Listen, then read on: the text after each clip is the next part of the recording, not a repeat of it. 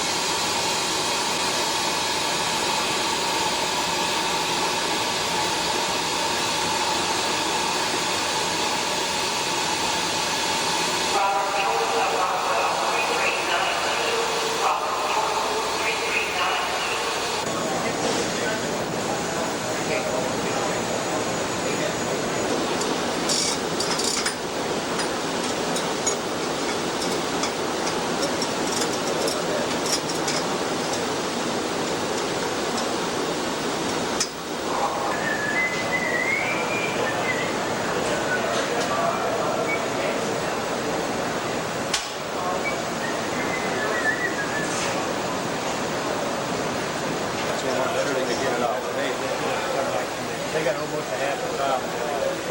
Okay. All right, so that's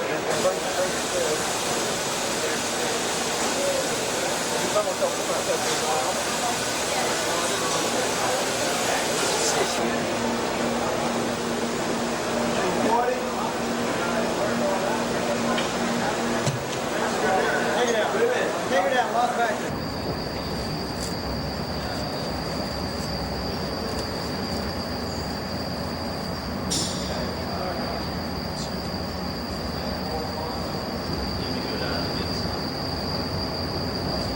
read the serial number on that.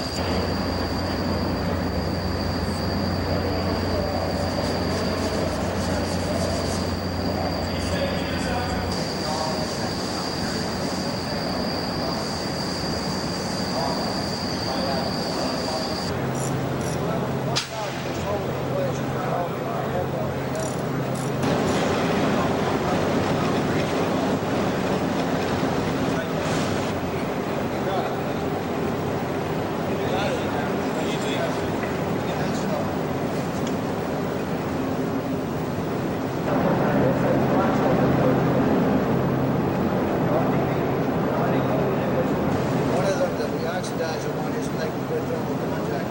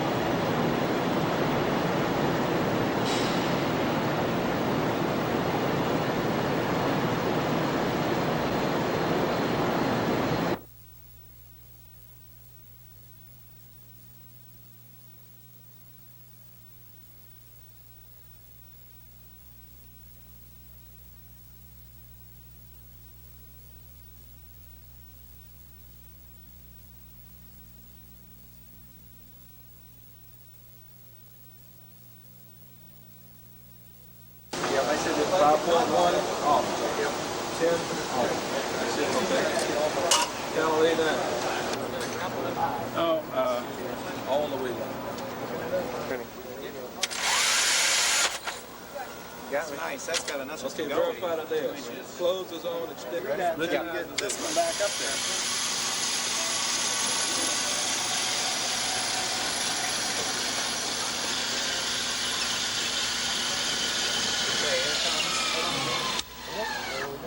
Nice. I like it.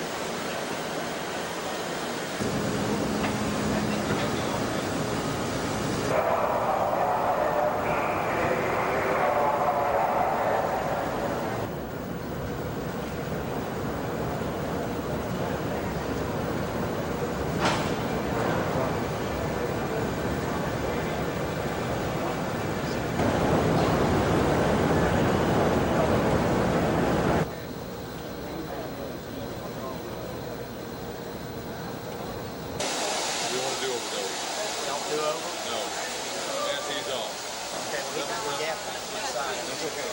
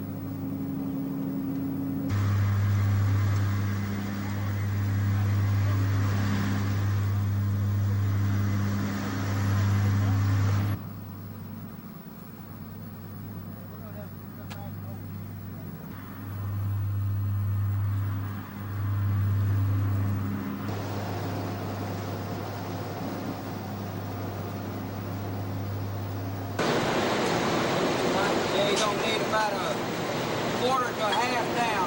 About a half. All clear here.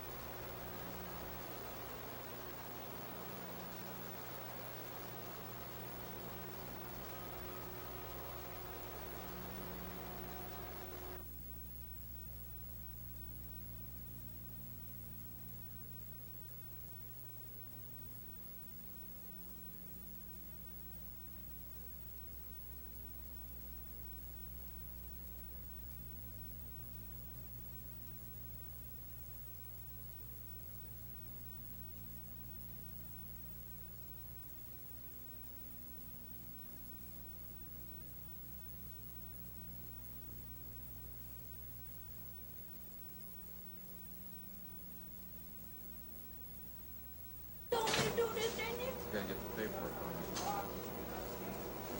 Yeah. Okay, of all of those, all of these were waiting for you. I got a time to have to show off. You got time, okay?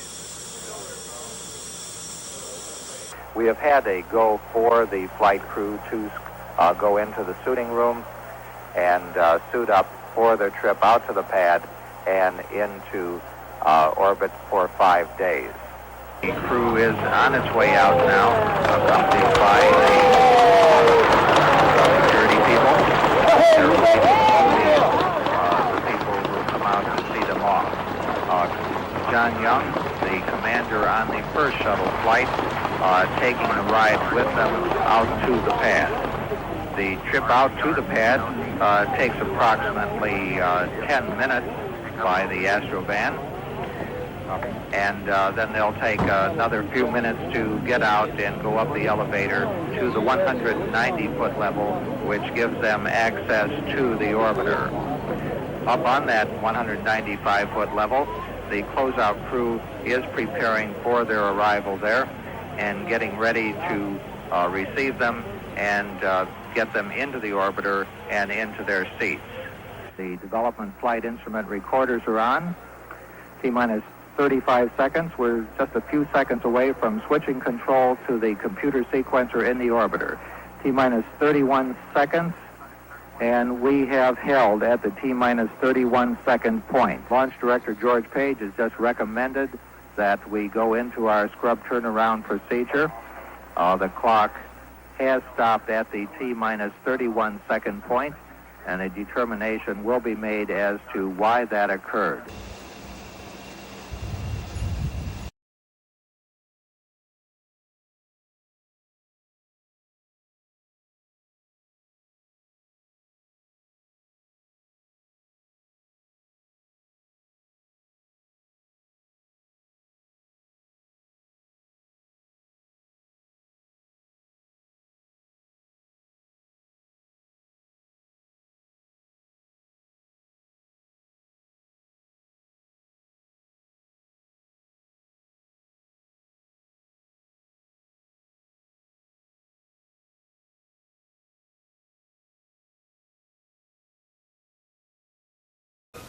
I'm trying to get a readout in another 2 or 3 hours as to whether we've got the thing under control or not. But we'll let you know during the day here as to what our status is. And there is no reason to believe that we won't get this tidied up before we pick up the count tonight at 10 o'clock. Do the crew have any preference against going on Friday the 13th? I haven't discussed that with them, so I can't honestly say. I would doubt that they do.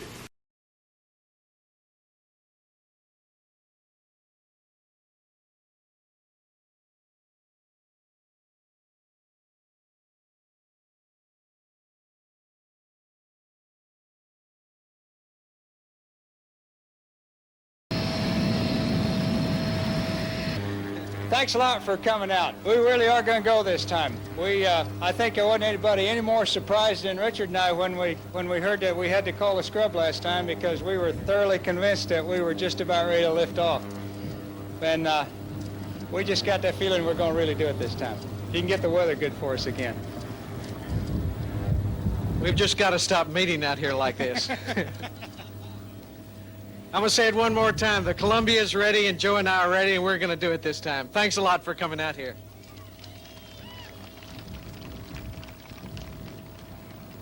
Tell Joe happy birthday every time somebody tells somebody that today. All right. We're going to have a little happy birthday song. All right. Ready? All right. Happy birthday to you. Happy birthday to you. Happy birthday, dear Richard. Happy birthday to you. Hey! Didn't go anywhere. Coffee.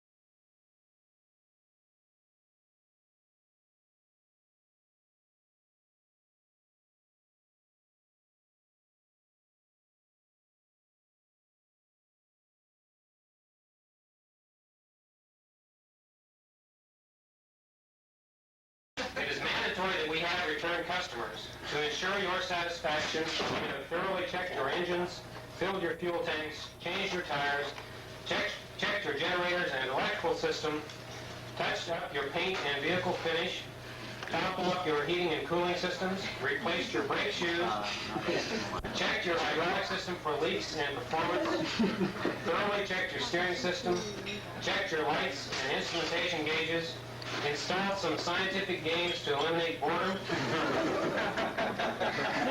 cleaned your windshield, packed some lunches, positioned your vehicle on the driveway for a safe trip.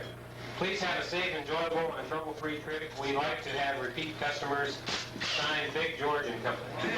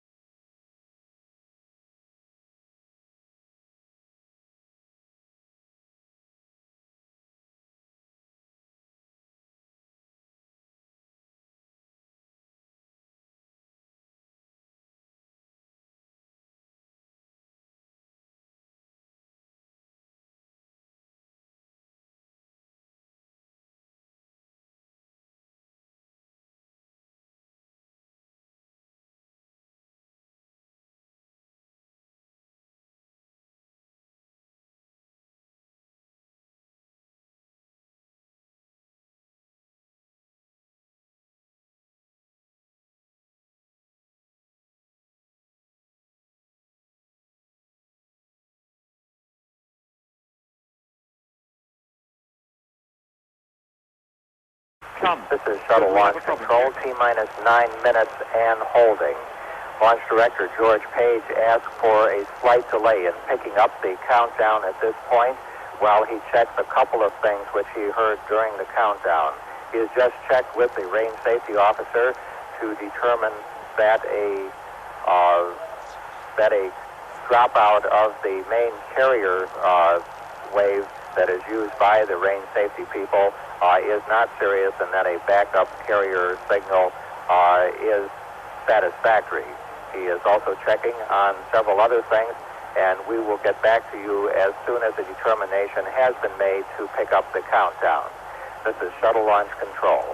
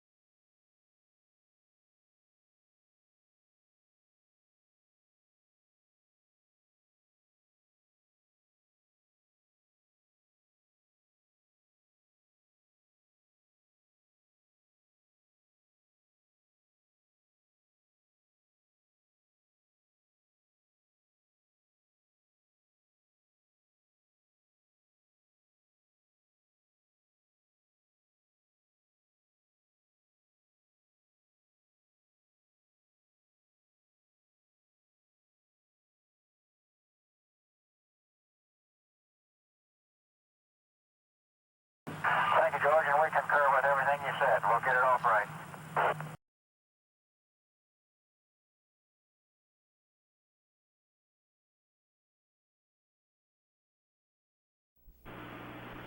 This is Shuttle Launch Control at T-minus 9 minutes and holding. Launch Director George Page has checked on a number of problems which had come up during the countdown to determine that there are no constraints at the present time. He has spoken to the launch crew and says, let's take our time. It's been a hard one. Watch all your data, but we're going to do it right. He has spoken to the crew, and he's to Joe Engle and to Dick Truly, and said, we're going to give you a good one. We're in the process now of the test conductor going over the hold criteria with the launch team to let them know what points holds can be called and what the proper procedure is to call that hold. Launch Director George Page has told the launch team to take their time and do it right. We're standing by now to get word of the point at which we will be picking up at the T-minus 9 minutes point. This is Shuttle Launch Control.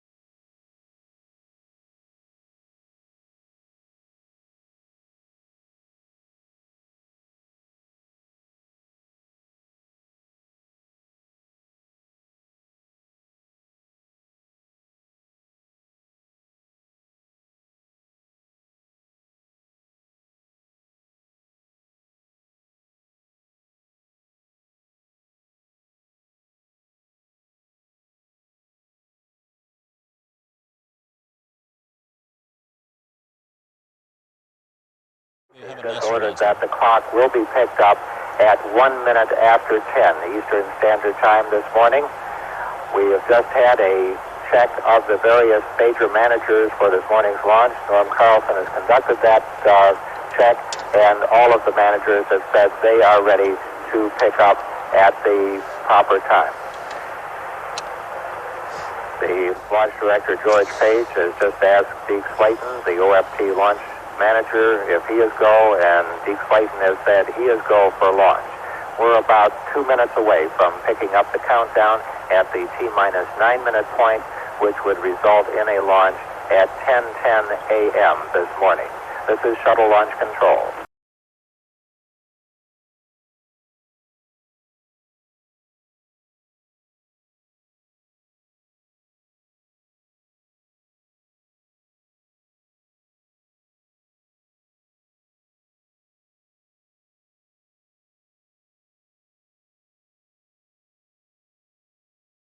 This is Shuttle Launch Control at T-minus 9 minutes and holding, just 15 seconds away from picking up the clock at the T-minus 9 minute point.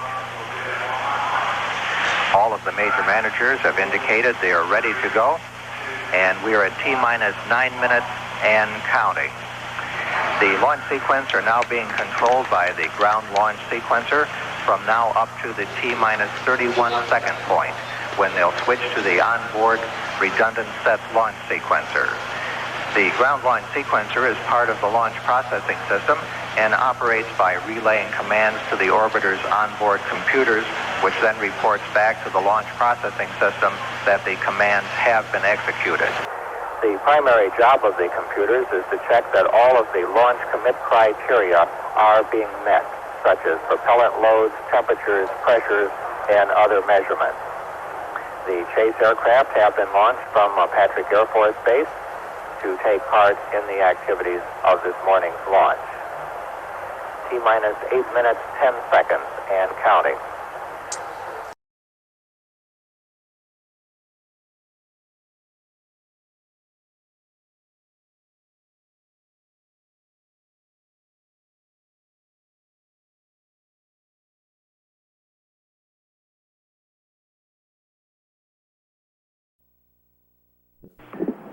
The next major event we have coming up is the crew access arm retraction, which comes at the T-minus 7 minute point. T-minus 7 minutes, 30 seconds and counting. Everything going smoothly in these last few minutes of the countdown, leading toward a liftoff at 10:10 a.m. Eastern Standard Time this morning.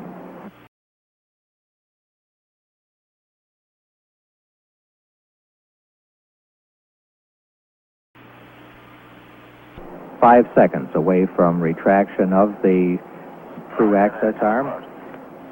T-minus 7 minutes, and there goes retraction of the crew access arm. This is the walkway attached to the service structure and used by the crew to walk across to the orbiter.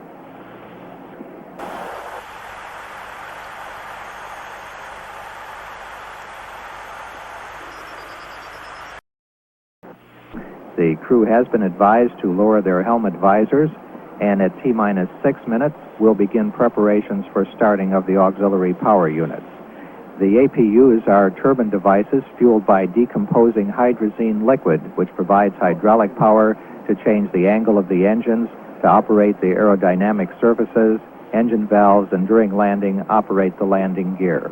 Coming up on the T-minus 6 minute point in our countdown. That's in work.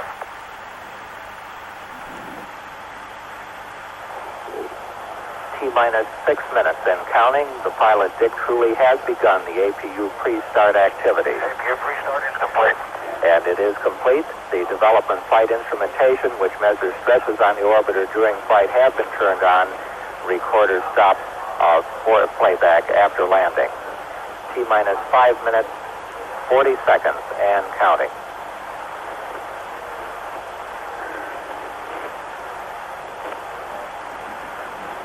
T-minus 5 minutes, 30 seconds. And pilot Dick Truly has signified the auxiliary power units are ready to be started.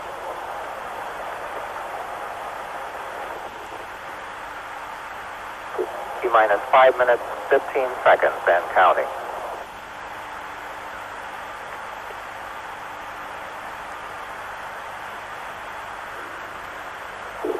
We're coming up on the T-minus 5 minute point.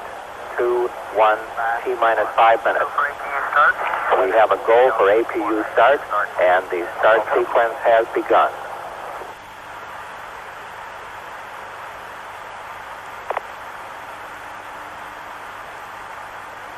T-minus 4 minutes, 44 seconds and counting. That's that work. Minus 4:30. T-minus 4 minutes, 30 seconds and counting. We have a total of 16 minutes of hydrazine supply for running the APUs prior to a liftoff. Okay, APU start is complete. Looks good on board. APU start is complete. T-minus 4 minutes, 10 seconds and counting.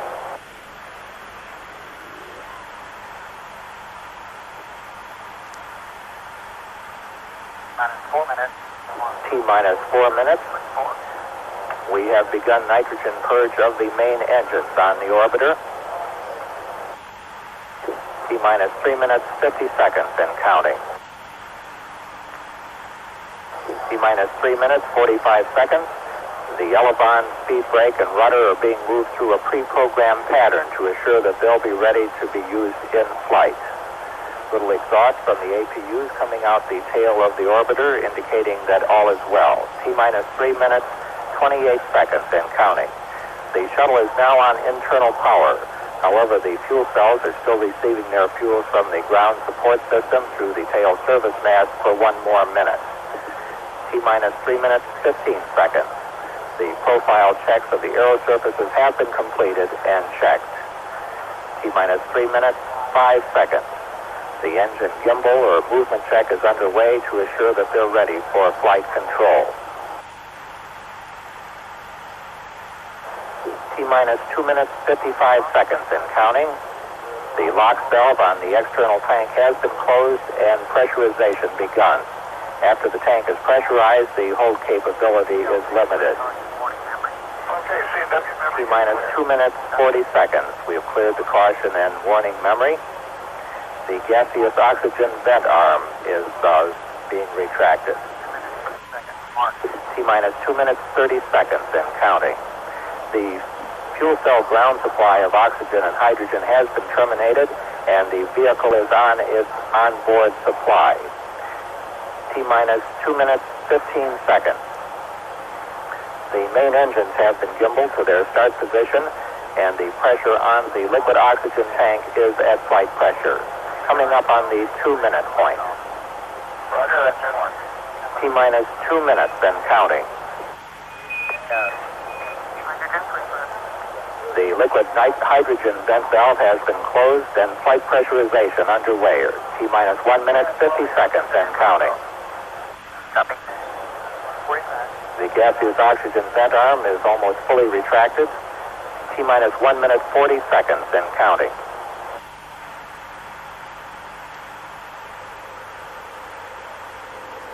T-minus 1 minute, 30 seconds, 90 seconds away from launch of STS-2.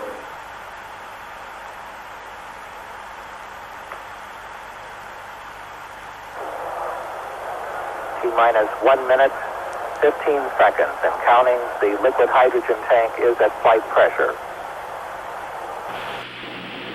Coming up on the 1 minute point in our countdown, everything going smoothly. Okay. T-minus 1 minute and counting.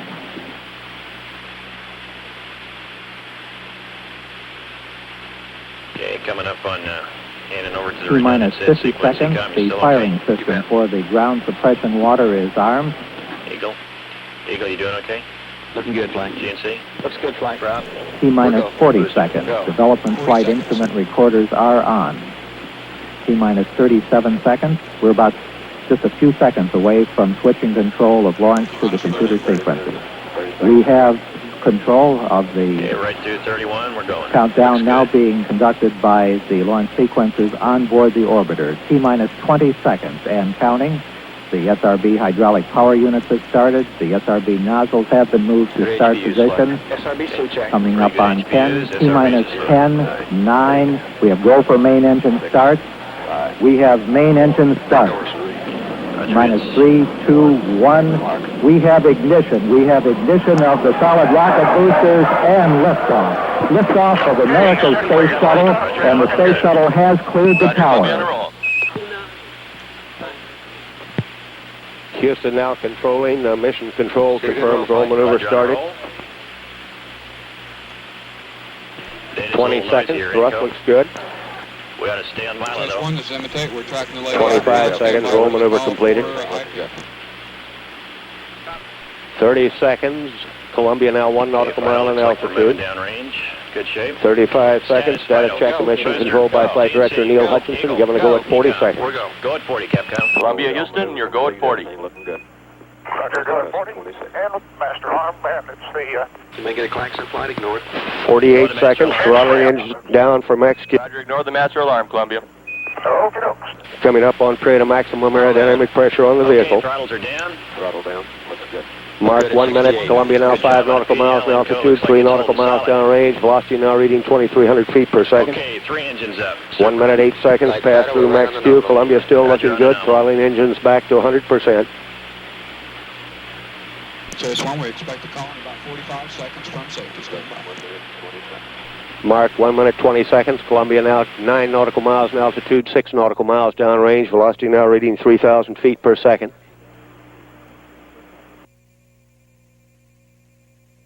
Looks like he will get an event message flight. Okay, probably going to get an event Mark anyway. 1 minute, 35 seconds. Columbia now 14 nautical miles in altitude, 10 nautical miles downrange. Columbia, Houston, you can expect an EVAP, CNW. 1 minute, 45 seconds. Coming up on negative seats where altitude's too high for ejection seat. Your negative seats. Roger, negative seats.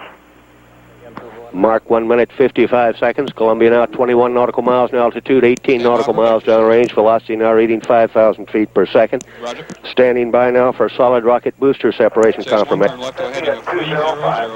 Roger, copy. PC less than 50. Start working that way then, imitate. Roger. Confirm good solid rocket booster separation. Smooth as glass, Houston. 103 converged. 2 minutes 25 seconds. Onboard guidance is converging as programmed. Columbia is now steering for its precise window in space for main engine cutoff. Columbia now 35 nautical miles in altitude, 40 nautical miles downrange. Okay, Houston, temps are coming down and looking good. Roger, Columbia, thank you. Mark 2 minutes 45 seconds. Columbia now has 2-engine landing capability at Rotor Naval Air Station, Spain. 2 minutes 54 seconds. Status check and mission control given a go for 3 minutes. Columbia, Houston, you're looking good at 3. Roger, copy. Looking good at 3. Mark 3 minutes 8 seconds. Columbia now 46 nautical miles in altitude, 66 nautical miles downrange. Columbia's 3 main engines continue to run smoothly. Engle and Truly really moving out now. Velocity now reading 6,700 feet per second.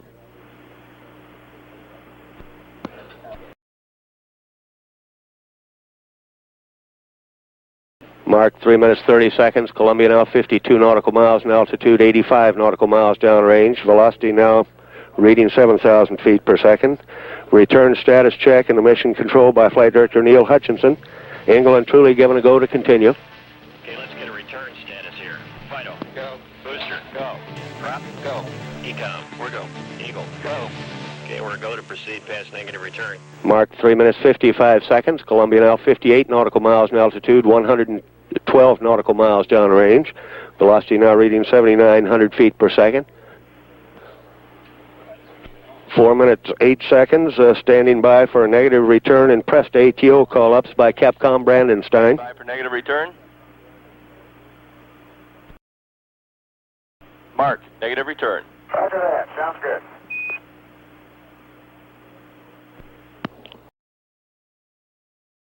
With that call-up, Engle and Truly now committed to space travel. They can no longer turn around and return to the launch site.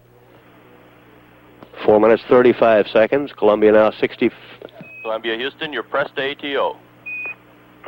Pressed ATO. Looking good here. 4 minutes 44 seconds. For the first time, Columbia has forward abort to orbit capability on 2 engines by throttling engines up to 107%.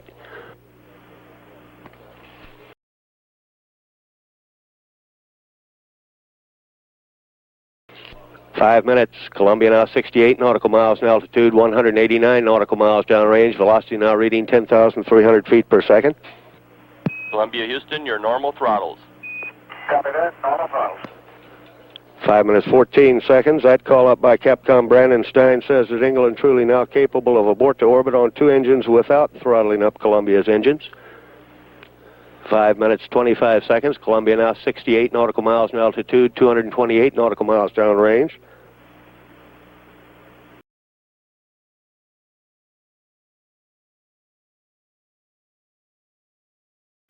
Mark 5 minutes 40 seconds. Standing by for press to MECO.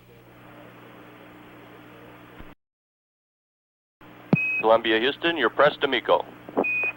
Roger. Press to MECO. 5 minutes. This is really smooth.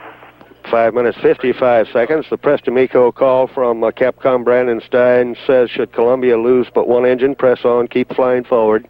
Columbia's engines have enough energy to achieve normal attitude. Single engine rota and everything's looking good. Okay, Dan. Single engine rotor and looking good here. Mark 6 minutes 18 seconds. That report from Capcom Brandenstein indicates if a 2-engine failure occurred, Columbia is capable of an emergency landing at Rotor Naval Air Station, Spain. Mark 6 minutes 30 seconds. Columbia now 68 nautical miles in altitude, 346 nautical miles downrange. Velocity now reading 14,900 feet per second.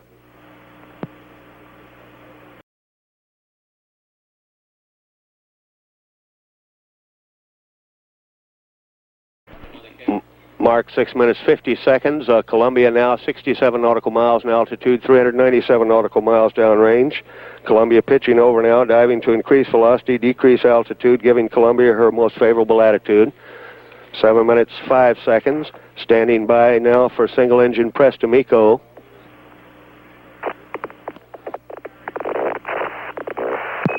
Columbia Houston, your single engine, press to MECO. Roger that. Single engine press. And looking good, Dan. 7 minutes, 20 seconds. That report says that Engle and Truly can achieve normal engine cutoff targets even if 2 engines go out. Mark, 7 minutes, 30 seconds. Columbia now 64 nautical miles in altitude, 511 nautical miles downrange. Velocity now reading 20,000 feet per second. 7 minutes, 43 seconds. G-forces building for Engle and Truly now, coming up to 3 Gs. Columbia now 63 nautical miles in altitude, 562 nautical miles downrange. MECO holding 3-4. Yes, sir. Booster, go. Go at 8, Capcom. Mark, 8 minutes. Columbia Houston, your go at 8. Columbia's main engine's slowly being throttled back now. Should be throttled at 65% at 6 seconds before main engine cutoff. Columbia now 63 nautical miles in altitude, 645 nautical miles downrange. Velocity now reading 24,000 feet per second.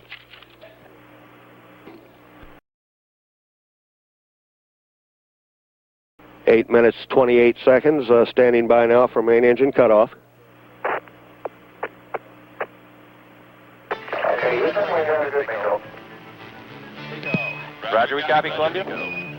Confirmed shutdown. Columbia now returned to space, not yet returned to orbit. Standing by now for external tank separation. Columbia Houston, you can ignore the IMU bites.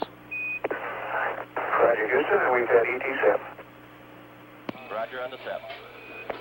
8 minutes, 58 seconds. Confirm external tank separation. ET7, and the rates are good. Columbia now, We copy. Columbia now performing an evasive maneuver, moving below and beyond the external tank. 9 minutes, 15 seconds. Go, no go, status check, emission control for the first ohms burn. Roger, ohms 1 status. Booster. Roger, Columbia, we're looking at them. Go. ECOM. Go. GNC. Go. Capcom, we're go for nominal ohms 1. Go for APU off. Columbia Houston, your go for nominal ohms 1 and for APU shutdown on time. Okay, Dan, and we're maneuvering to attitude now. Roger. 9 minutes, 44 seconds. Columbia now maneuvering ohms 1 burn attitude using the two 6,000-pound thrust engines. Ohms 1 will be posi grade, moving Columbia forward and higher on her flight path, placing Columbia in orbit.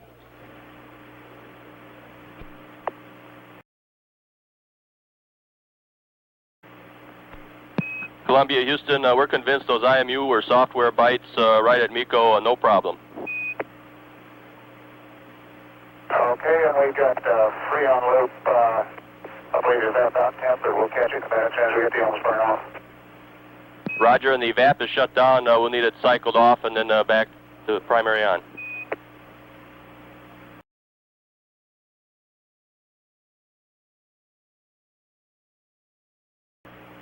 Okay, we got a good ohms ignition, and the guidance looks good. Roger. And understand you want the free on loop cycle on and back on. Negative, that's the VAP. Flash your VAP, gotcha. 10 minutes, 48 seconds. A burning status check in the control center.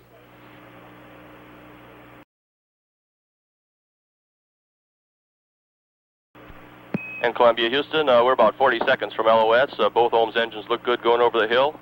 Configure LOS. We'll see you at Madrid. Okay, Dan, we'll see you there. Burn looks good and steady. Shuttle control, Houston, 11 minutes. Flash your VAPs are coming down. Roger, thank you. And we've just got an APU-3 temp, and I'm on B on the boiler controller. Roger, and we see that, Columbia. 11 minutes, 30 seconds. 11 minutes, 50 seconds. Loss of signal now with Columbia through Bermuda. The next station to acquire will be Madrid. This is Shuttle Control, Houston. Standing by now for reacquisition of Columbia through Madrid. We'll stand by as the conversation picks up between Capcom Brandon Stein and Columbia's flight crew, Joe Engle and Dick Truly.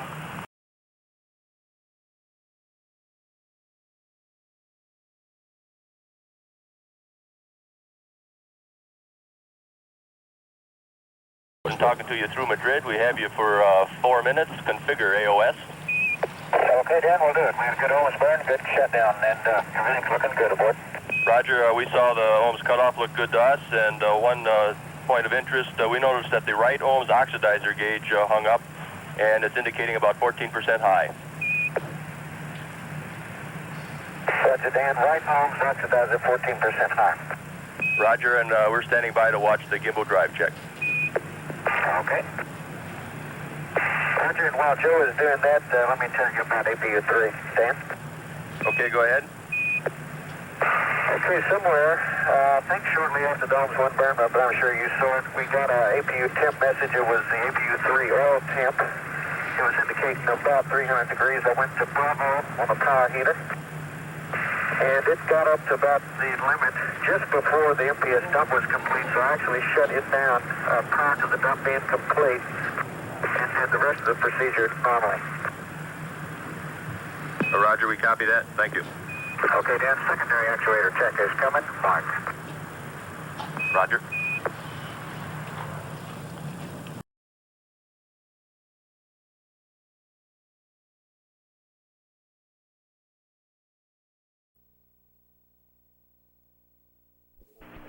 Shuttle Control Houston, 40 minutes mission elapsed time.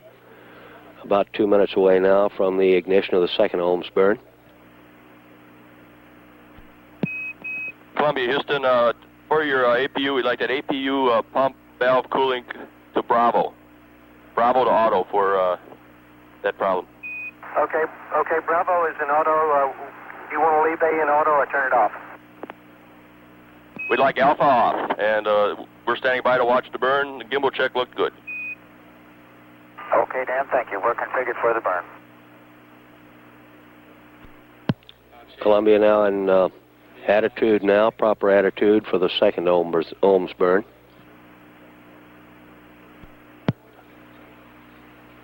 Okay, we got 2 good engines on ohms 2 burn. Roger. Burning and status check in the control center. Joe Engle reports 2 good engines. In Columbia, Houston, ohms 2 is looking good to us. We're 40 seconds from LOS. You can configure LOS. We'll see you at Madrid at, at Yergadi at 52 plus 00. Okay, Daniel. We'll see you at Yergadi, and the ohms engines are looking good here. Guidance is stable as a rock. This is Shuttle Control Houston, 43 minutes mission elapsed time, loss of signal now with Columbia through Indian Ocean. Next station to acquire is Yergadi in 9 minutes. This is Shuttle Control Houston.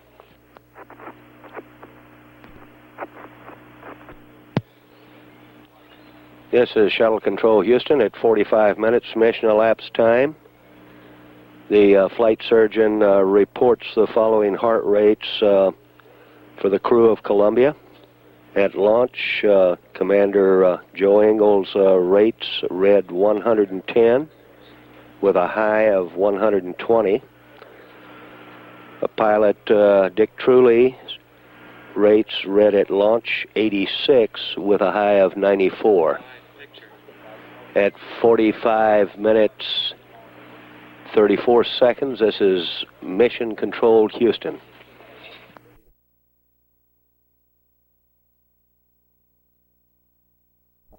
Shuttle Control Houston, 3 hours, 19 minutes mission elapsed time. Flight Director Neil Hutchinson is going around the room at the present time, a go, no go to stay on orbit.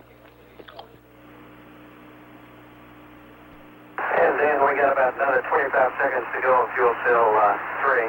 So I'm waiting on your instructions about fuel cell 1. Astronauts Engle and Truly given a go to stay on orbit. Roger, say again a bit on fuel cell 1. We're looking, 2 and 3 are looking good to us. Roger, understand. I just said we're about through with the purge on 3, and I'm waiting on your instructions on whether to purge fuel cell 1 or not. Roger, we still don't have an answer on that. Do not purge that one. We'll talk to you at the car concerning it. Okay. Want me to leave the purge heater on or... Yes, we'd like the purge heater left on. Okay, no? Okay, the purge is complete on fuel cell 3, and it looks good also. Roger, it looks good to us. We're 25 seconds from LOS, and your go for orbit ops, everything is looking good, and we'll have an answer for you on fuel cell 1 at the car. And we'll see you there at 3:25. Okay, we'll see you there, Dan. Thank you much. We understand we're go for orbit. That's affirmative. Your go for orbit.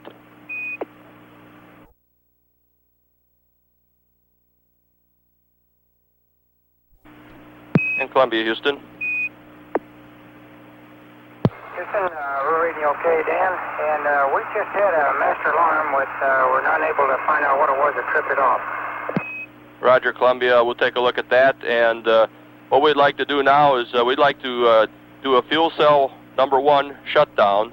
There will be no power down required. We're worrying about a breakthrough between the O2 and the H2, and that procedure is on page 5-7 of the orbit pocket checklist. And we still plan to do ohms 3 and 4 going uphill. We just want to shut this fuel cell down while we think about it. Okay, stand by just a second, Dan.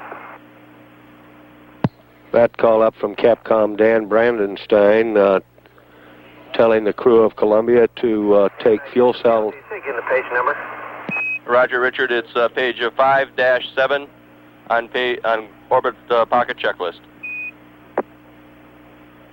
Telling the crew aboard Columbia to shut down fuel cell number 1. The concern is the possible mix of oxygen and hydrogen. Like we've done everything through step 3 except stop the fuel cell. And so I'll do that now on fuel cell number 1. Roger, fuel cell 1. We repeat, fuel cell number 1 is being shut down. Okay, Dan, we got the master alarm again, and the cabin atmosphere is flicking on intermittently. Roger, Columbia, we copy that.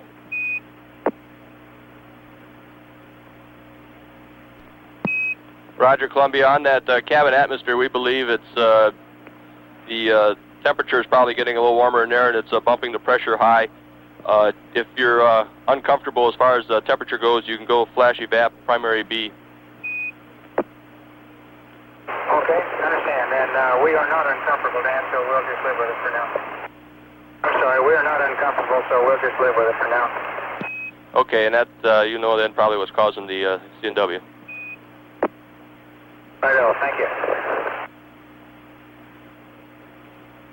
In Columbia, Houston, on fuel cell 1, we'd like the react valves closed. It's not in the procedure, but we would like the react valve closed on fuel cell 1. Okay, fuel cell 1 is shut down. The reactance valves are closed. Main A is tied to main B. Roger, we see that. It looks good to us. Thank you. And then now that we have done that, do you still want to continue with that sampling of the water? That's a negative, Columbia. Okay.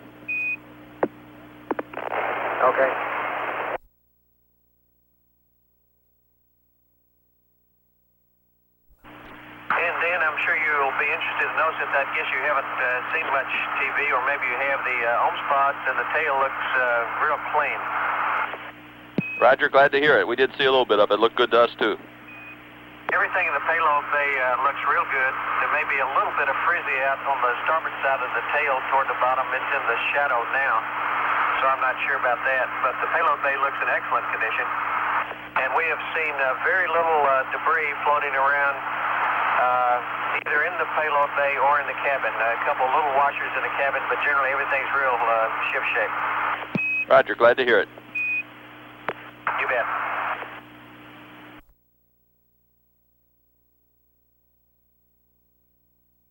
And Dan, I know we haven't had time to talk about it, but every second that we've had just...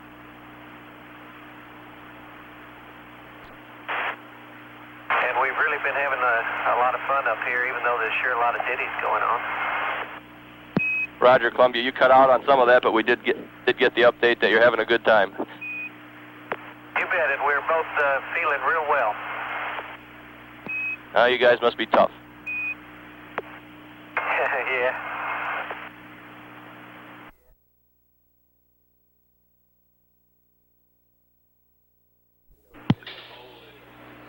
Shuttle Control Houston, now receiving data through Hawaii. Oh, Columbia, this is Houston. We're talking to you through Hawaii. 6 hours mission elapsed time. Okay, Dan, read you loud and clear. Roger, we're reading you loud and clear also. And Dan, what y'all thinking on ohms 3 and 4 now? Roger, you must be reading Neil's mind. He was just giving me a brief. We are planning on doing ohms 3 alpha and bravo with the DTOs and 4, and we're also working up a fuel cell procedure to safe that a little bit further. Good show, Dan. Have you guys gotten a chance to eat your lunch yet? Dan, I ate the sandwich that was in my pressure suit this morning, and I think Joe is down there maybe getting something for himself now. Okay, that's good.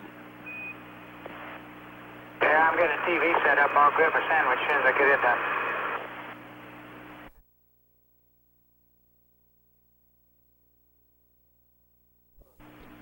And Columbia, Houston, just to give you a little foresight into what we're planning on doing on the fuel cell, we will have a procedure for you later. We're working it up now, but on fuel cell 1, what we plan to do is leave the reactant valves closed and then start up fuel cell number 1 and let it use the reactants that are in the system to run itself until all the reactants are used up. That way we get those the hydrogen and oxygen out of there and safe the fuel cell good. Roger, Dan. Do you think we can recover the fuel cell for this later? I don't believe we can. Okay, well, we'll wait on you to figure out exactly what to do, and we'll be ready. Roger, thank you.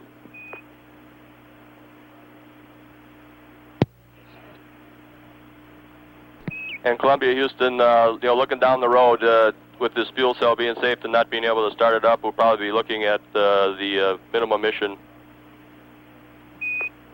Okay, Dan, we understand.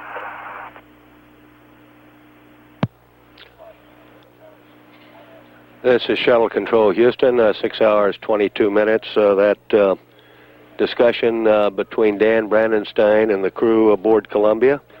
He gave the crew a preliminary insight in a procedure that's being worked to turn on fuel cell 1, leave the reactants offline.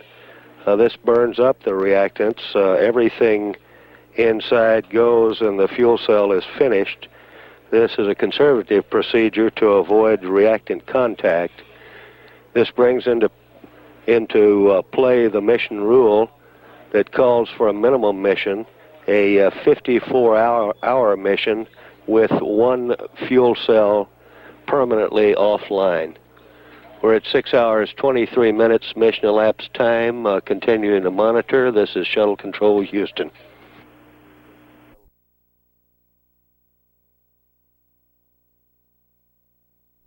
Okay, then we'd like to run a tape for you that came direct from the town of Forest, Mississippi, from the high school chorus there. It'll last about a minute, and we'll have about a minute after that to chat. Over. Hey, okay, Rick, do it, please. On the way.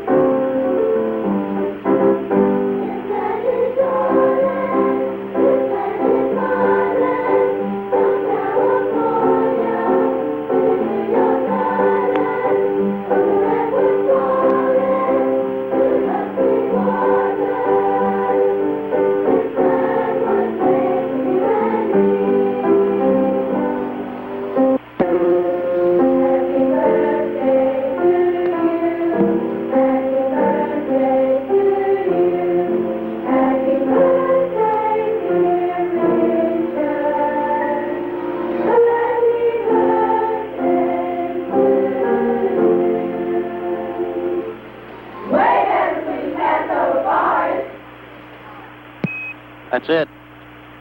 Hey, Rick, that's That's beautiful. Please thank him and tell him I couldn't have had a nicer birthday than this one. Appreciate it. We'll sure do it.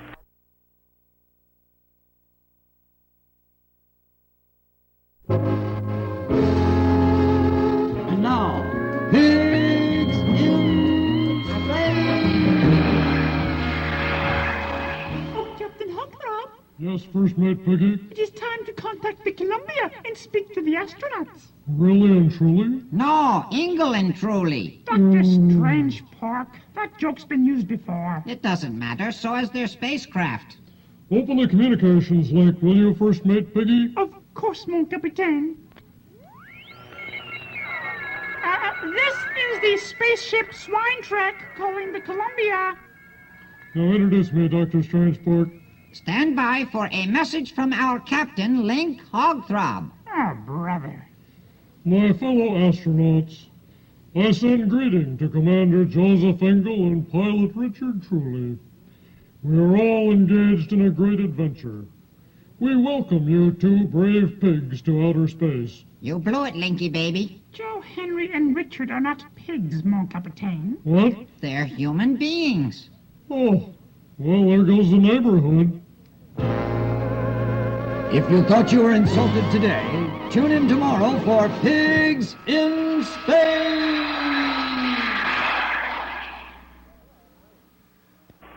Hey, Houston, Columbia, how do you rate?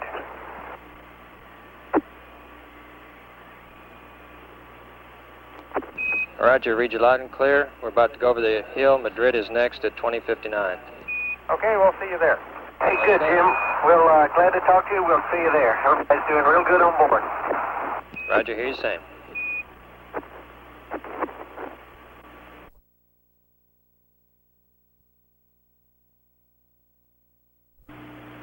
Okay, Sally, we've got the arm secured right now. We're just getting ready to activate the Surrey. We've got the power on and we're getting ready to turn it on. Okay, sounds good. You sound mighty good, too. And, Sally, I'll be glad to let you know where we are in the checklist on RMS testing. Okay, go ahead. Okay, the arm is out for the first time. She's been deployed, working great. We have done all the way through page 1-12, and we're sitting, waiting for the Surrey data take to be over to get back into it and do the THC phasing orbiter unloaded on page 1-13. Your suggestion about the latch worked fine. I used direct mode and diddled with it a couple of times and ended up with all three grades.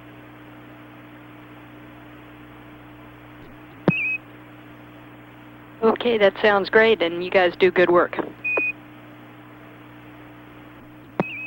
Columbia, Houston, how do you read? Houston PLT, read you loud and clear. Okay, you're loud and clear now, too. And we copied your RMS comments, and it sounds great. Okay. We have a picture coming in now. And, well, we've got a Surrey data take going. We'd like you to take the primary B FES controller off and then back on. Okay, Sally. Thank you. I didn't even see that it had come out there.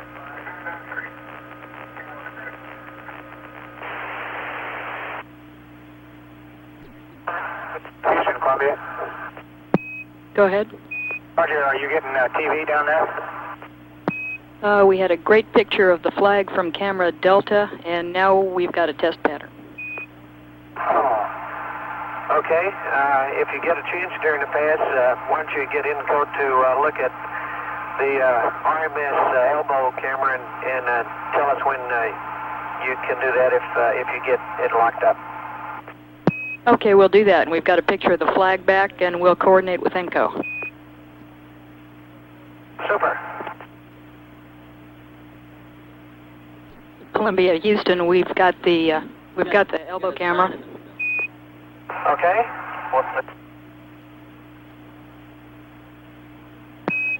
Hi, Mom. Even as we speak.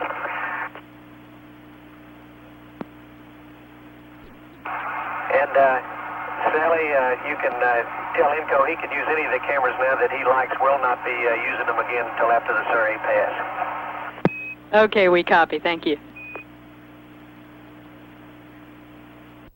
And Sally, you might tell Enco that the cabin TV is operating now if he wants to tune in on that also. Okay, we'll tell him. Columbia, Houston, well, you've got a minute. We'd like to cycle the cabin fans, and the way we'd like to do that is have you turn cabin fan A on, let us verify that it's on, and then we'll give you a go to cycle B off. Okay, sure enough. Looks like it's a little cloudy out here, Sally. It's a good thing the Surrey sees through that.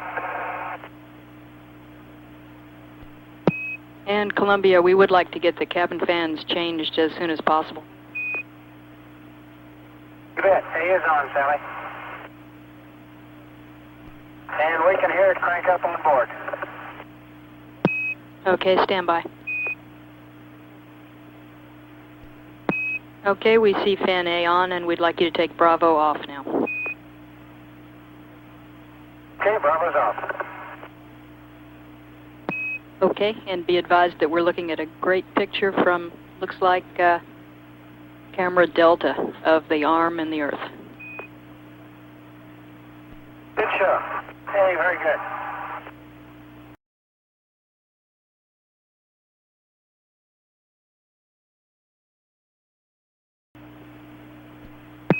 And we're looking inside the cabin now. Looks like you're having some trouble with your cap. Roger that. Just like always, Sally.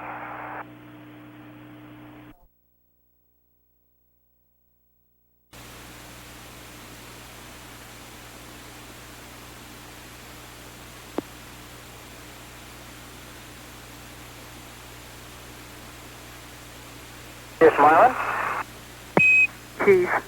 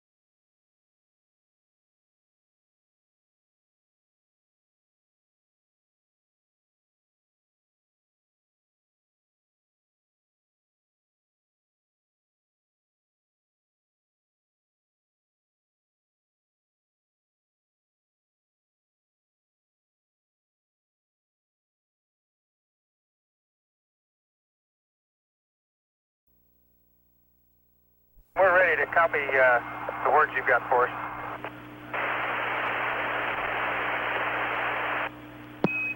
Okay, first the bad news. Our plan is that we're running a minimum mission and you'll be coming in tomorrow. Oh boy, I tell you what, you're garbled and unreadable there, Sally. Want me to say it again? You got a real kind of a low frequency squeal in the background that's kind of oscillatory. Okay, how's that? That's much better. Okay, you get to hear the bad news one more time then. We're running a minimum mission and you'll be coming in tomorrow. Oh, okay, that's not so good. Think of it that you got all of the good OSTA data and all the RMS data and you just did too good a job. We're going to bring you in early. Okay. Black phone. Yeah, he's on a black phone, I think. Columbia, Houston, we're AOS Buckhorn for 4 minutes, over. Roger, Houston, Columbia, read you loud and clear. Roger, Joe, you're loud and clear, and Dan and I are proud to say that we have a visiting Capcom here with us today, and he's asked to speak to the crew of Columbia, America's pride, and with your permission, we'll turn this pass over to him. Joe, Dick, this is Ronald Reagan. Hello, Mr. President. Hello. I wanted to make a request.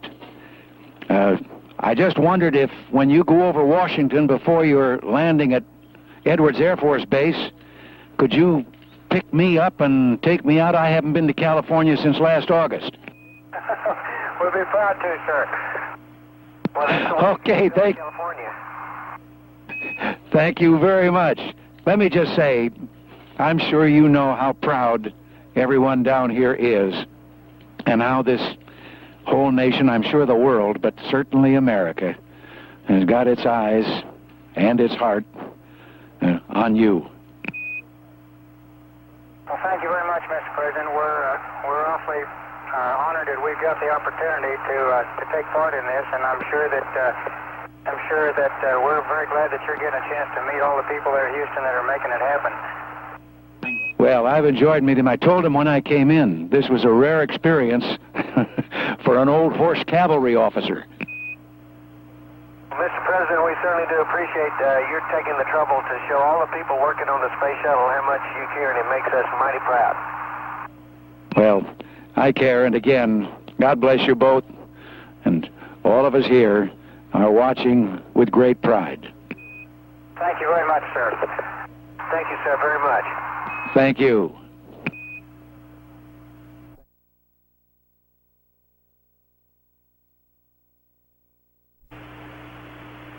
And while you're doing all that, we've got some morning music for you and a few words from the crew of the Swine Trek. Okay, send them up. Okay, it's on its way.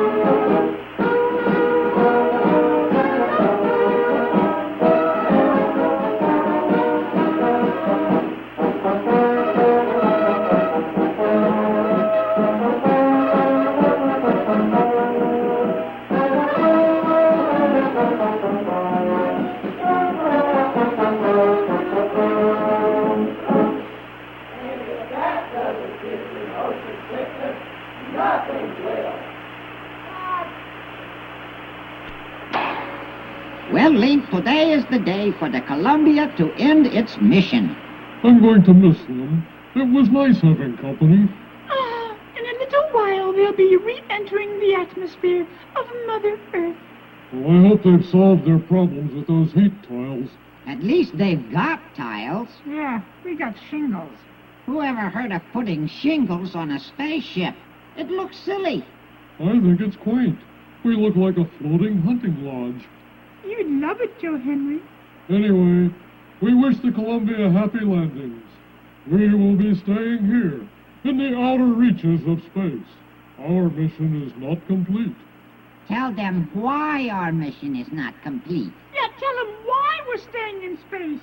Well, it's because we don't know how to get down. Oh, Joe, Dick, which button do you push? Well, it certainly isn't the cute little red one. Hey, Joe, if I did a barrel roll to final, would that work? Oh, help! Give us a break.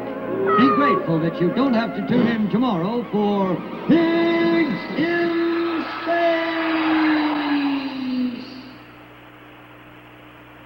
Hey, that was okay, Jim. Yeah, that was mighty fine, wasn't it? We got about a minute and a half left on this pass. Sounded like an awful lot of good familiar talent in on that one. And I think you probably recognize the music by our own contraband back here. You bet we did. Yeah, how can we miss those guys?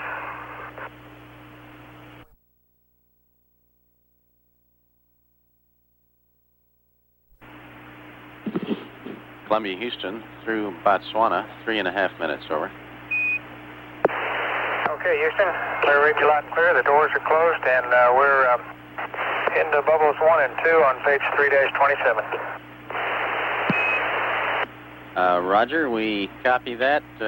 See, you guys are ahead of the timeline. That's super.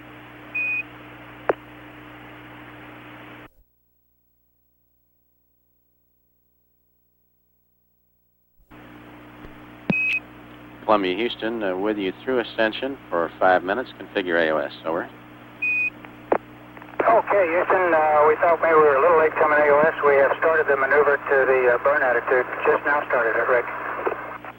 Okay, superb, Joe Henry. One thing we wanted to ask you is whether while you were in Ops 2 you selected runway 15 on the alternate slot, over. Affirmative, we sure did. Okay, thank you, Richard. One item of interest, we did run the current winds, and the evaluation is such that if you were to remain in auto on the hack, that would result in about 1.9 Gs.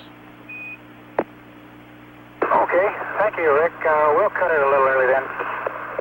Okay, and we've got vectors to send up to you, and once we tell you they're up, we'll probably ask you to reload the targets.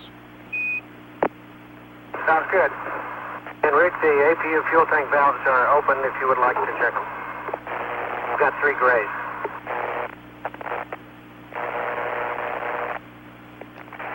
Okay, the APUs look good to us. Okay, Rick, and if you're ready, I'll do a gimbal check while you're looking. Okay, go ahead. Okay, secondaries are working. Roger.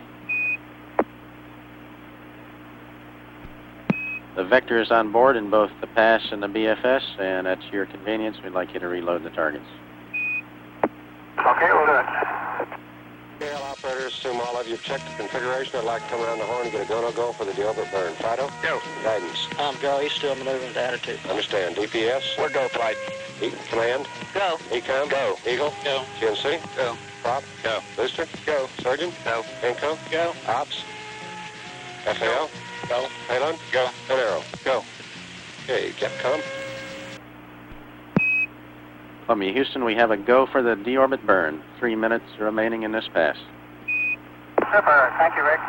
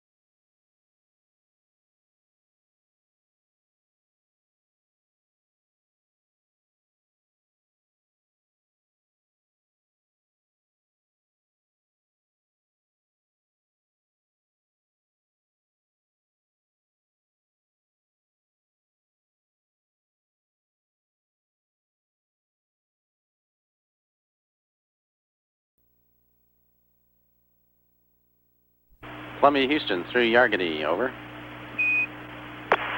Okay, Houston, read you loud and clear, and the burn was good. Okay, that's super, Joe.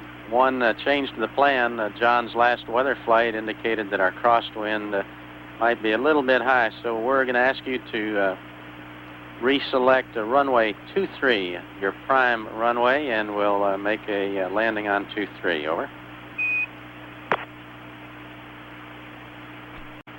Faded out. Understand you want us to retarget to runway 23.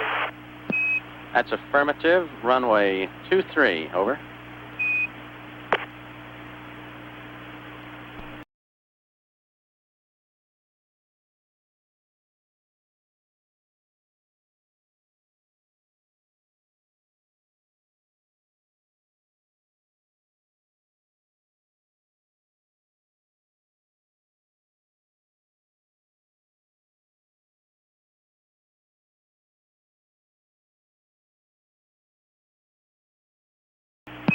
And Columbia, Houston, 5 minutes remaining in the pass. How do you read? Over. Okay, read you loud and clear now, Rick. You did fade out. Understand you want us to retarget to 23? That's affirmative. The surface winds were a little bit too much for the crosswind. One note on that, the evaluation of the auto maneuver around the hack would result in a 1.6 G turn. However, we're still recommending a CSS on the hack, probably slightly inside the hack. Right now, your go for maneuvers. We have not ruled out auto land, and we'd like you to check your biomed harnesses. Over. We'll do it.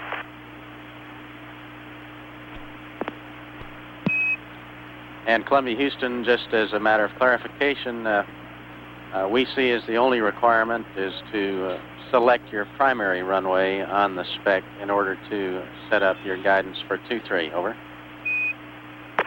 Roger that, Rick. We'll do it. And the roll reversals will still be as updated. And Columbia, Houston, the roll reversals will still be as briefed. There will be no significant effect on that early turn on the first roll reversal. Over. Roger, understand. Thanks, Rick.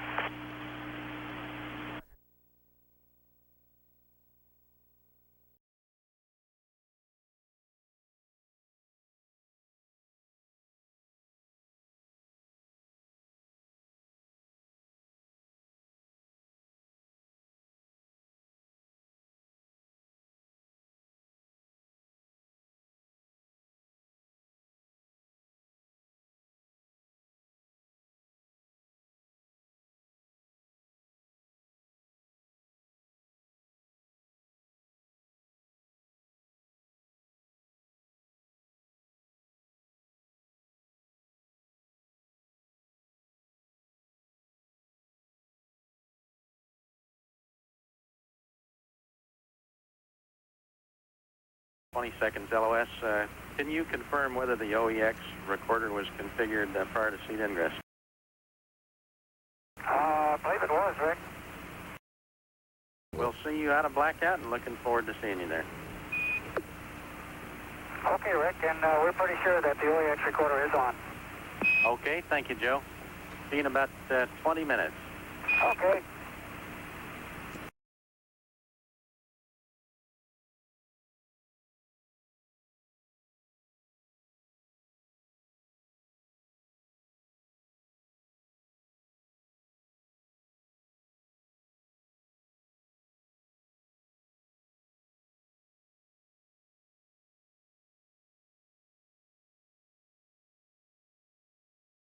Guam has loss of signal. Columbia now 36 seconds away from entering the Earth's atmosphere, and 32 minutes 47 seconds away from landing at Edwards Air Force Base. We're 20 and a half minutes away from being able to talk to the crew again. All three auxiliary power units up and running, looking good. As Columbia passed out of range at Guam. The power level looked great. The guidance officer said he saw runway 23 selected into the CRT on the instrument panel.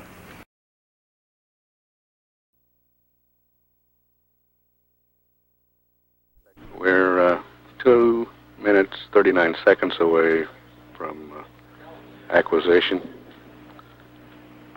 We sometimes get C-band radar contact prior to AOS, so we'll stand by for first contact. We have a single C-band radar contact, shows Columbia at 188,000 feet, range of 653 miles, and velocity of about Mach 15.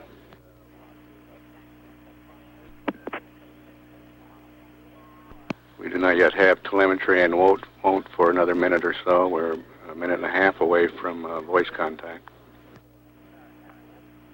The radar shows Columbia now at coming out of 173,000 feet at a range of 542 miles, Mach 12.8.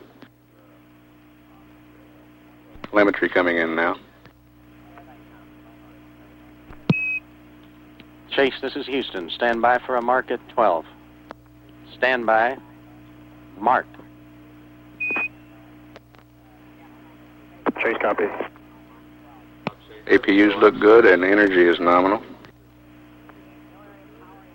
Navigational systems look good. We're about 25 miles south of the nominal ground track.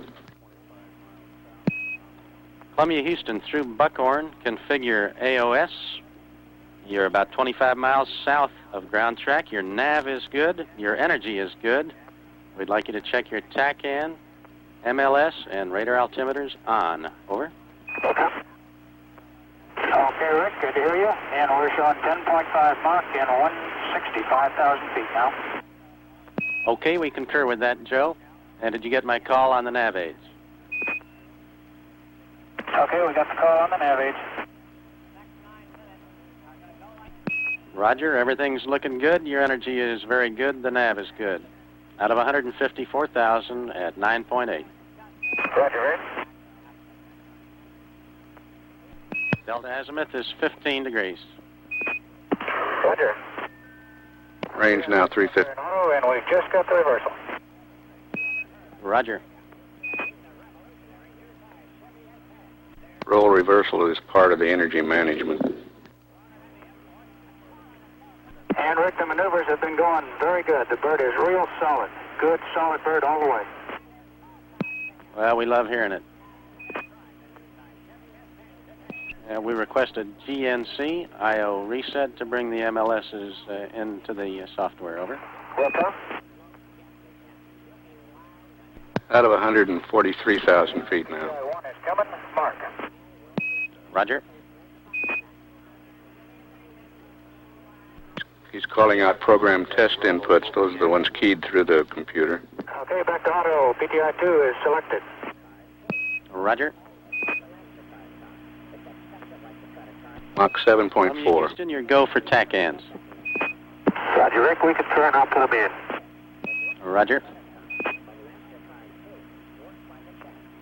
Tactical air navigation information now being fed in. Packets are being incorporated. Roger, Dick.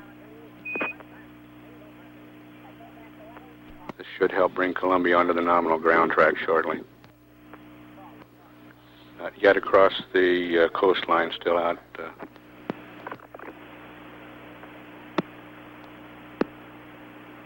Mach 6.5, range 200 miles, coming out of 125,000, crossing the coast about now, beginning to converge onto the nominal ground track. Okay, Houston, PTI-2 at Mach 5.8, Mark. Roger, we show you now out of 120,000 feet, 5.6 Mach. Okay, and configuring the flash events. Roger. Columbia down over the San Joaquin Valley now, 9 minutes away from landing. 115,000 feet, Mach 5.3, range 148 miles.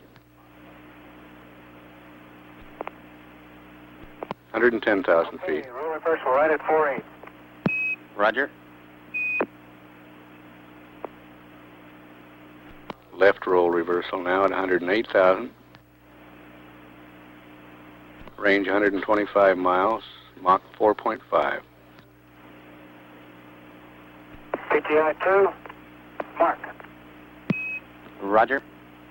And that was PTI-3, Rick. Sorry about that. Roger. That was a big one, and it was completed by 4:05. Okay, we concur. Speed brake coming in now. 102,000 feet altitude. Range 96. Edwards has visual acquisition on TV. Out of 100,000 feet, Mach 3.6. You have positive seats. Rick, you're a little garbled there. If you could say again, the boats are coming out now at 3.4, and say again your last. Positive seats.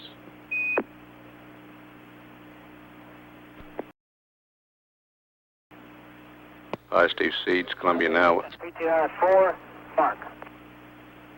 Roger.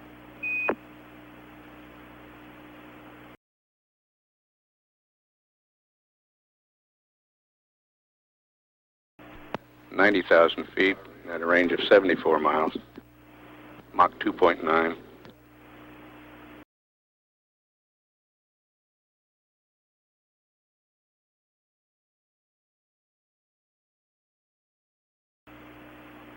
Houston, Columbia air data looks good on board.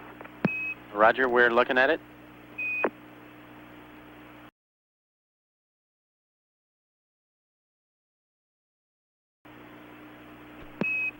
Columbia, Houston, you can take the air data. Welcome. 82,000 feet, Mach 2.5, range 57 miles.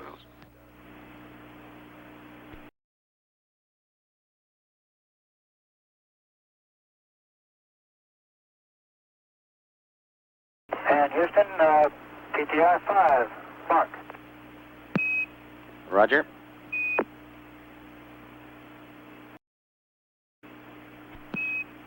Everything's looking right on the money there, Joe, and we have a wind update for you and a weather update. You've got a very thin layer at 25,000. The winds airborne are as briefed, and on the ground 220, 18 knots, gusting to 24. Altimeter's 30.07. You got 60 miles viz underneath. Over. Hey, good. Sounds like a good old Eddie day. Yes, sir.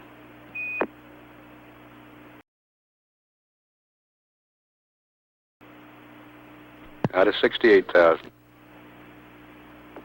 39 miles range, Mach 1.5. Okay, PTI 6, mark.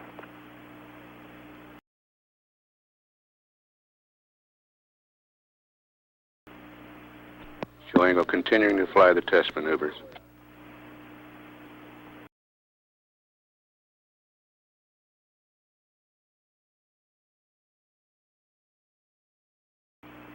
$60,000 feet. Houston, at your convenience, transfer the state vector from the pass to the BFS. You're almost unreadable, Rick. Say again, please. Roger, a state vector transfer, pass to BFS. Okay, thank you very much.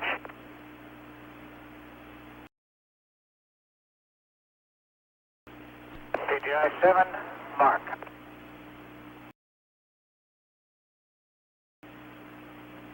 $50,000 feet, Mach 1, range 27 miles.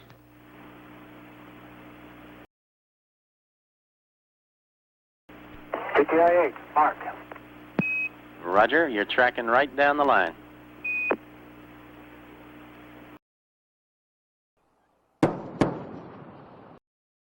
Columbia approaching the heading alignment circle now. 42,000 feet, Mach 0.8, 22 miles range. Columbia, Houston, we show you intercepting the hack, and a reminder you've got the strong winds out of the west. Now out of 38,000 feet. Okay, thank you, Rick. And we got a little bit of PTI 0 in, but not too much. Roger.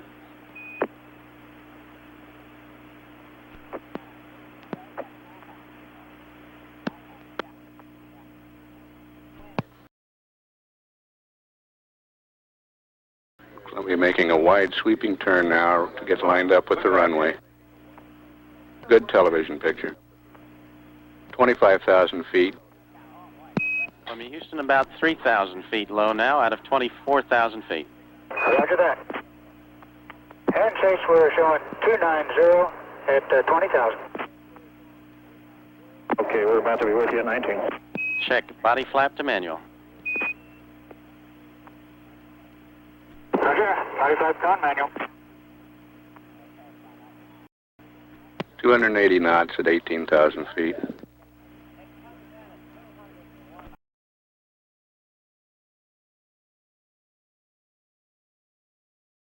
Okay, speed brake sweep starting now. Roger, still just slightly low on the energy, looking okay.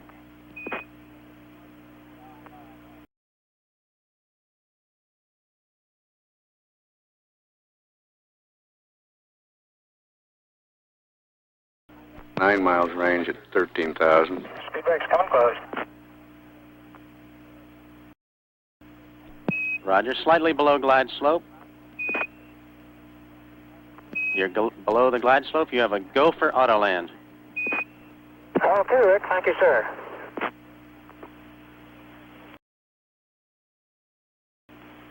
Okay, Rick. We're on auto.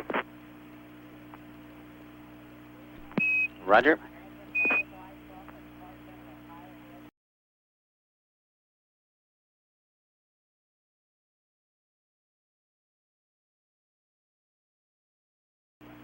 $9,230. Check speed brake auto. Okay, speed brake, body flap, auto, everything's off. Thank you.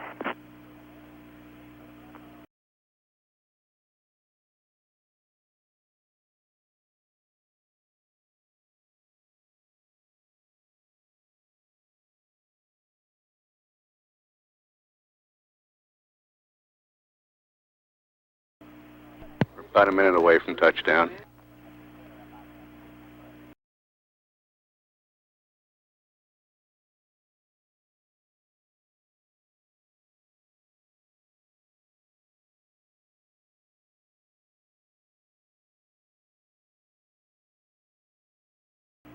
$220.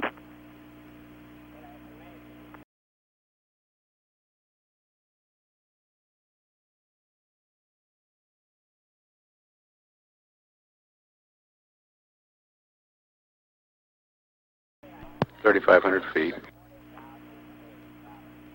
250 knots. Okay, 2,500 feet, speed brakes are closed. We're at 270 knots. Chase concurs. Columbia is clear land, link bed 23, wind 2108. Okay. Gears coming. 3 down. 100. 50. 30. 20. 10. 5. 3. Touchdown. Nose gear 15. 10. 10. 5. 3. Touchdown. Welcome home. Thank you, Chase.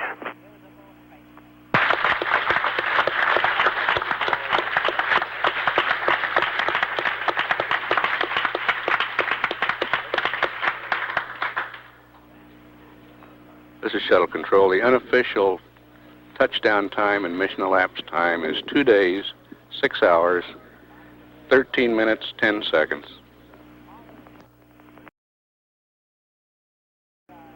Repeat that mission elapsed time for touchdown, 2 days, 6 hours, 13 minutes, 10 seconds. Roll for a stop, and we're getting into the post landing.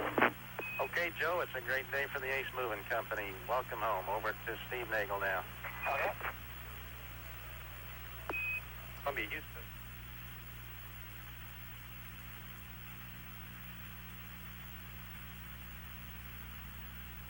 Astronaut Steve Nagel has relieved astronaut Rick Halk at the Capcom console and will handle the power down procedures till crew egress.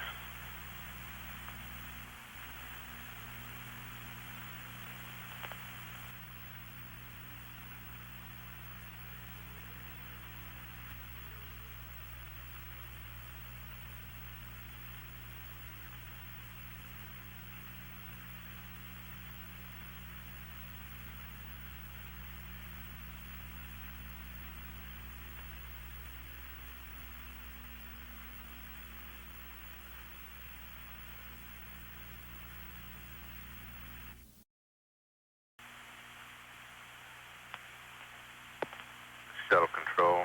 Dryden Flight Research Center estimates there were 200,000 people in their viewing area when Columbia touched down.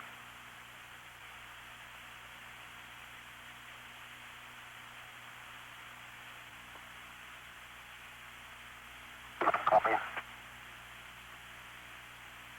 Roger. Off. OFF. Okay, payload aft P coming off. Thank you.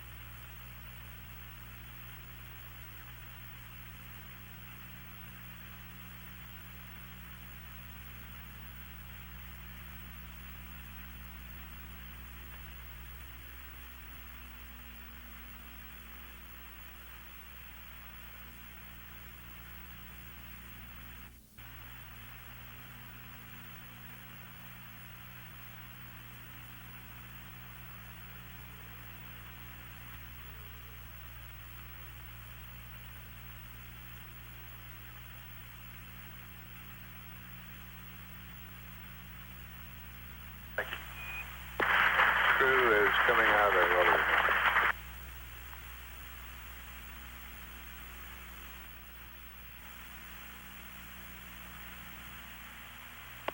Being greeted by George Abbey, Director of Flight Operations at the Johnson Space Center.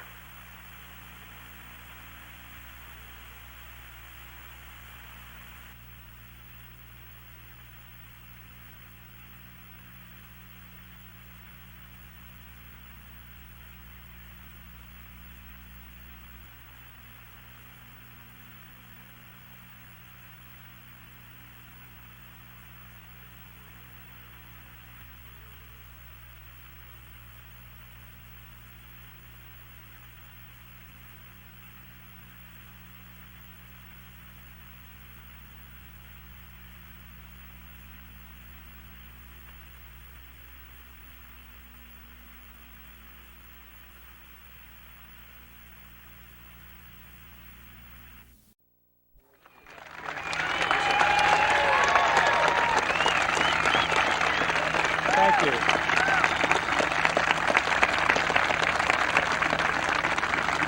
Well,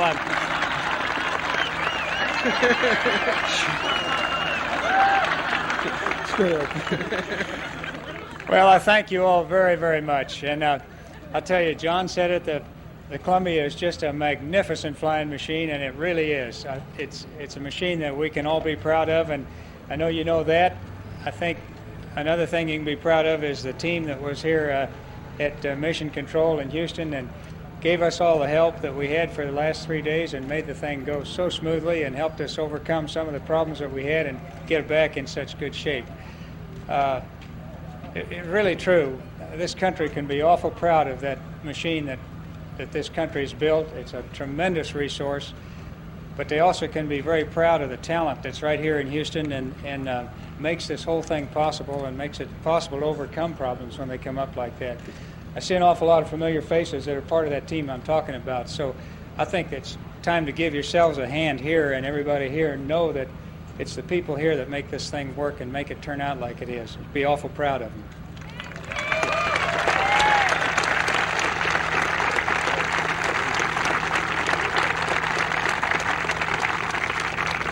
I guess that's the thing that I would second Joe on. We really had a lot of fun. We're glad to be home, but we're sorry we're 2 days early. I know that a lot of you in the audience are part of our hardcore that was working on the ground while Joe and I were having all the fun flying, and it really was fun. And if a night like tonight isn't a really American night, I've never been to one that is. And I'm just really pleased that I could have been a part of it, but I'm also pleased to come home and help a lot of other people get the same opportunity. We really had a lot of fun. That orbiter is going to grow into something that this nation is really going to be proud of, and I'm proud to have been a part of it. Joe and I really had a lot of fun doing it. Thanks so much for coming out tonight.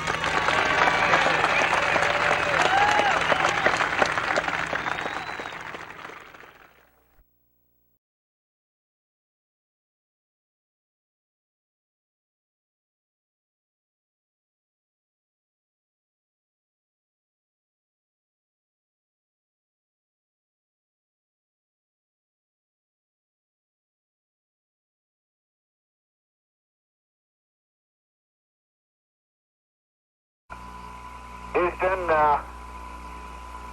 that's beautiful. This has got to be one of the most proud moments of my life, I guarantee you.